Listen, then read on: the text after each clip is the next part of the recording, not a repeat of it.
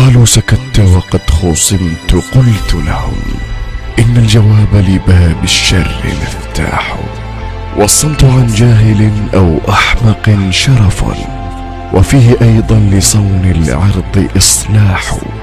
لا تأسفن على غدر الزمان، لطالما رقصت على جثث الأسود كلاب.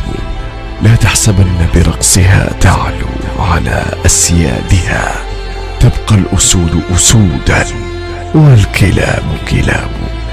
أما ترى الأسد تخشى وهي صامتة، والكلب يخسى لعمري وهو نباح.